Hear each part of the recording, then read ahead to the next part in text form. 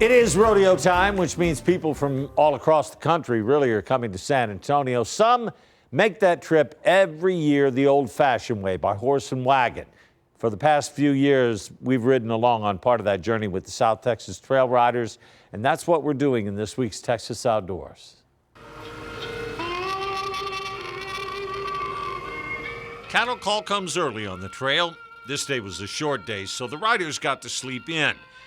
It was 10 to 6.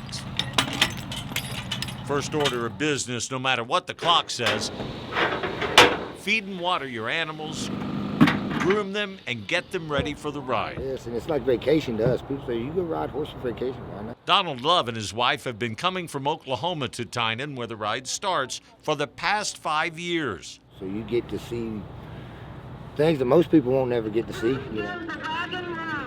That's perspective, of course. You see the same landscape, ranches, or homes, but trust me, when you're riding a beautiful horse, swaying in the saddle, talking to people who've become your friends, the 120-plus miles is amazingly different. It's a little quieter in here now. This year's ride is a little somber, though. 2 days after it began, longtime wagon boss Pat Doty passed away. Thanks, man. He was doing this, he was happy. Pat, born in New York, told his parents as a child he was moving to Texas and becoming a cowboy. He lived that dream 53 years as wagon boss. Told his granddaughter, Ariana, to make sure his wagon was on that trail, too. He was there, and he was there to help me, but I could do it myself.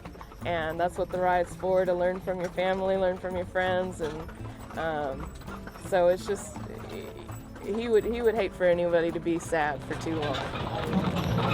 Really, there's no time to be sad. It takes 8 days of hard riding to get to San Antonio. My butt's hurting. And you can't help but smile when you have kids like Savannah Golden along. How do you get in the saddle now? Who, by the way, proved to me she doesn't need any help getting on a horse. No way.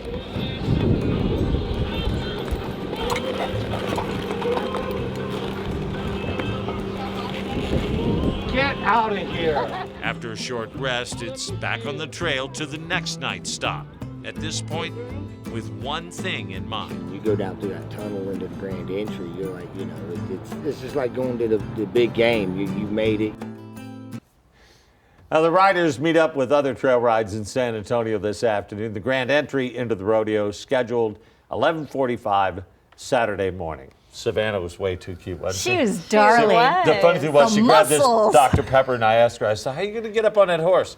Here, hold this. Wow. Here, hold my beer. Like a true cowgirl. That was so cute. That was I impressive. love that. That So was much impressive. tradition they're carrying on year after year. Oh, it's really cool. And Pat Doty, as we said, he'd been on that ride for 53 years. Wow. And it was kind of his little secret that he was born in New York, upstate New York. Oh, really? But Okay. he was a cowboy. Yeah, All right. through and I through. enjoyed, and we've ridden with him for, I think, 5-6 years. Well, So you know, I mean, all the early Texans, they weren't born Right. here. They came from somewhere. Right. Came Right. west, yeah. Yeah, and so when I see that, I'm thinking about how weather played a big part. You know, I mean, you couldn't get out of the rain really, or if it was cold. It would Tell take you what, this- longer. Yeah, no air conditioning, no heating. This Those year are was tough nice, people. though, on the trail Yeah, rides. it was. Yeah, it wasn't real hot. They've had beautiful weather. Beautiful weather. Facing yeah. those kind of conditions, though, on horseback, that would be something else. You know, that's the way the weather is. Sometimes it's beautiful, sometimes it's ugly.